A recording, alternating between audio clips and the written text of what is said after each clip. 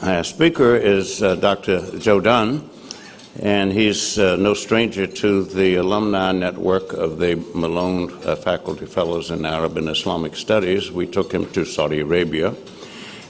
We first met when we had a speakers bureau, and he had a number of outstanding outsiders to his college, where he's been teaching for decades now at Converse College in Spartanburg, South Carolina, and it's perhaps one of the few remaining all-women's colleges in the United States. Now, he's unique in numerous ways, and he's going to talk about this leadership development program that we have to try to train the next generation of Arabists, those who will manage the Arab-U.S. relationship in the period ahead and place it on a firmer footing than it is, or it's likely to be, unless we have enough good people working to make it happen on both sides.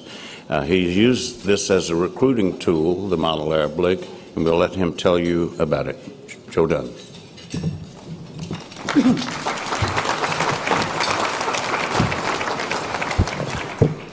Thank you, John. I will be brief because there are many more important people to be speaking than me. I've been a college professor for a very long time. John alluded to that. I've been a college professor for 45 years. I know you can't tell that by looking, but 39 at my present institution, a small women's college of a little over 700 students. I am, and I don't think there's any question, I am the senior person involved in Model Arab League. This is my 27th year. I have survived over many, many, many people. I say in, first, I'm a slight bit of immodesty. I've been teaching for 45 years, and I've had great success in winning a few awards. I've won a National Political Science Teaching Award. I was a finalist for the National Teacher of the Year, National Professor of the Year, and the South Carolina Professor of the Year, and a few others. I say that because I think I know a little bit about what classroom teaching is about, and I can say this unequivocally. In my 45 years in the classroom, there is no activity that has been more valuable service to my students, more valuable in developing those students than Model Arab League. I said 27 years. I could go on.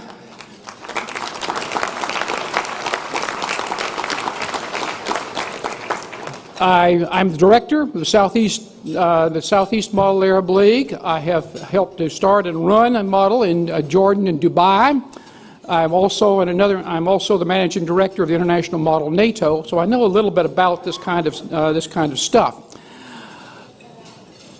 The list I could take the rest of my time here listing the students that have come out of this program and doing the kinds of things that they do.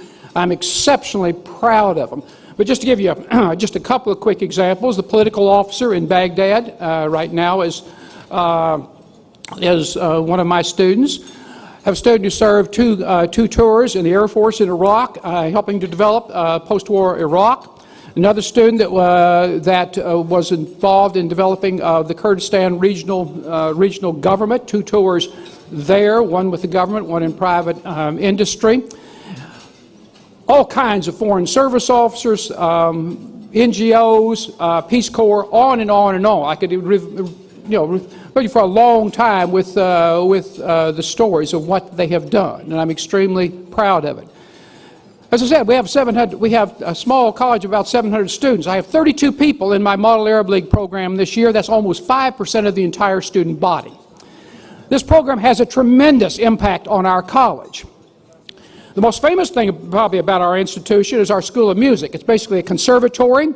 It is internationally renowned, and it is the main fishing area where I draw my students from. So I joke when I go off to model. I said, "Oh yeah, I'm just bringing a bunch of singers, piano players, and fiddlers with me to involve ourselves in Model Arab League." But that is the truth. We draw students not just from history and political science. We draw students from every area of the college, from accounting through zoology, and with a great large number of them from the School of Music. I say this because this is the kind of thing that students of all kinds of backgrounds can develop. I'm well past retirement age. Don't plan on retiring for another 20 years, as long as I can physically keep on doing it, because every year there's going to be a group of young freshmen coming in that I can start molding and shaping those people to be leaders of the next generation. And Model Arab League is my major tool in doing that. It's exciting to watch. We had our tryouts about a month ago, to watch those freshmen as they have developed in this short month, how they have developed, and seeing them improve their abilities, their confidence, their skills. It's a beautiful thing to watch. It's an even more beautiful thing to watch at the end of the year when those first-year people, what they have done, going through several models, and where they are at that point. And then after 4 years, to see how that student has developed. I've said it many, many times, that give me a student, give me two students of equal ability, actually give me one that's twice as good as the other one. Put one through model program, the lesser one, put the other one who might be twice as good, not through the program, and I guarantee you the student that graduates will be twice as good. The opportunities to develop, of research, of standing on one's feet and discussing, of gaining that confidence. These are skills that are incredibly important for our generation. As John said, leadership development. This is leadership development, and I'm very proud to be involved in it. I want to just, one more thing I wanted to say. My two head delegates are here, somewhere out there. They didn't come with me. They came on their own. They were going to drive just because they wanted to be here in this part of the process. They were going to drive all night. I understand they found a cheap flight, so they didn't have to drive all night. But I'd like to have them stand up, because if some of you are at the table, you may want to be asking questions to them. So Julie and right there are...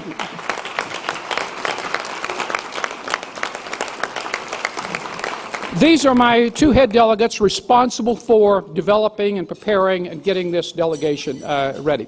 I might just say, while I'm talking about the program, John mentioned I've been a Malone Fellow. I've been on 7 or 8 National Council trips as Malone Fellow, directing a couple of them, and looking forward very much to, in about another month, going to Qatar on that trip.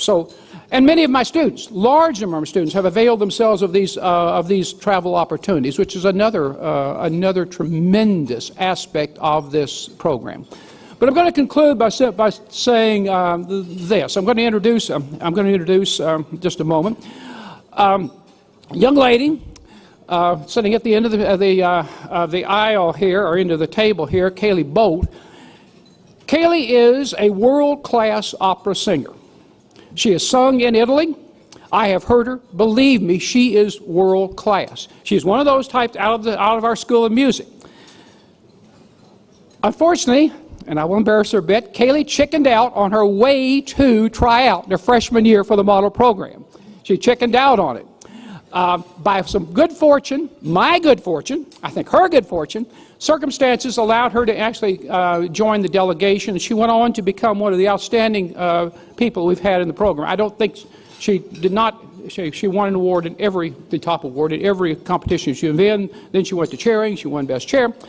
She capped off her career as last year's the Secretary General of the National Model.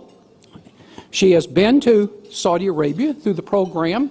She served in a summer internship with the American Muslim Family Council in Brooklyn, and now she is working for the National Council. This is just one example of the kind of opportunity.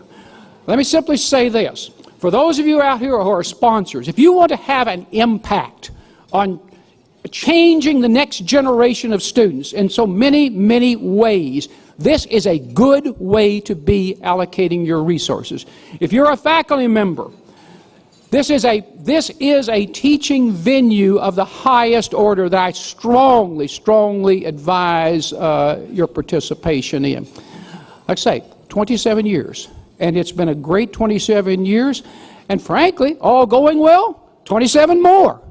A friend of mine said, "Joe, you don't deserve to be surrounded by all those beautiful young women."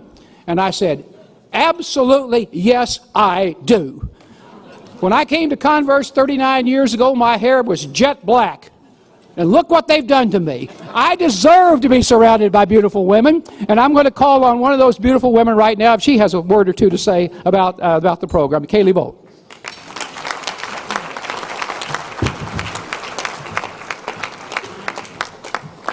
Good afternoon, everybody. Like Dr. Dunn said, and thank you for that introduction. My name is Kaylee Boalt. I am a program associate here at the National Council on U.S. Arab Relations, a graduate of Converse College in Spartanburg, South Carolina, where I did double major in music and political science, combining two things that I love very much. And I'm also a 4-year alumna of the Model Arab League program, to which Dr. Dunn was speaking.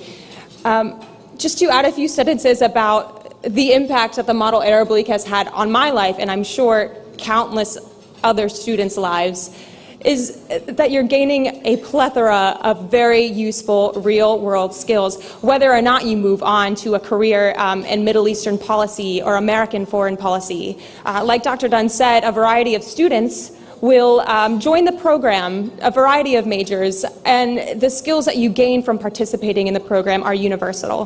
For instance, not only are you learning public speaking skills, you're learning how to research, you're learning how to be diplomatic, how to network, how to write draft resolutions, but most of all, you use these skills, in a public forum to kind of serve your community as a writer, as a researcher, as a speaker.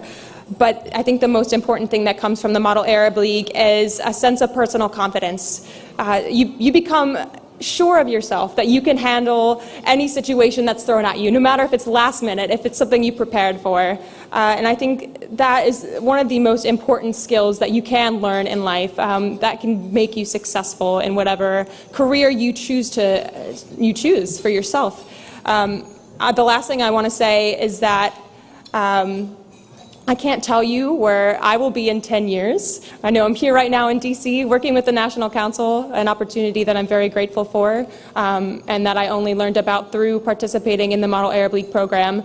But I can certainly tell you that because of my participation in the Model Arab League, I am confident that no matter where I go, no matter what career path I choose, that I will be successful from the skills that I have learned. So I also encourage you, if you're in a position to start a team at your institution or encourage a friend or colleague to start a team, please do so, because you have no idea the change that you can have in a student's life through their participation in the Model Arab League. Thank you.